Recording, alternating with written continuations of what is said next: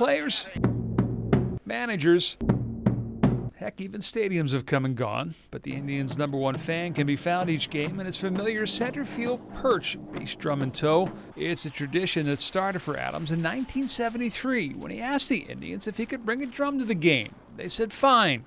One condition. As long as you don't bother anybody. John no sooner took his seat in the bottom of the empty bleachers when a crowd of 16 showed up. Guy turns around and says, "You're not going to hit that, are you?"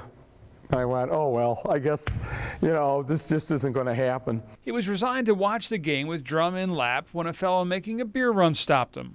He says, "Hey, you got that drum, you going to hit that thing?" I said, "Well, I can't bother anybody." And he goes, "Well, you won't bother anybody up top. Come on, let's go." Nearly 40 years later, John can still be found at the top of the bleachers, drum in tow. He's been honored by the team with his own bobblehead, Great Lakes Brewery even giving him his own beer. The greatest honor, though, he says, the people he gets to meet. To this day, I meet people from all over the world, every continent in the world except Antarctica. He approaches this opening day with the wide-eyed anticipation of the little kid that rode with his dad on a bus to Old Municipal Stadium so many years ago. And you went up that tunnel, it was like the Wizard of Oz when Dorothy opened that door and everything was these beautiful colors. Adams has drummed his way through losing, winning, and losing again. While he admits this year's team shows promise, that's not what draws fans like him. We have new people, new faces, but you know what's the same?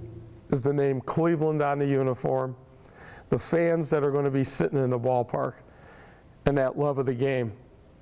And that is the same. In Cleveland, John Kosick, News Channel 5.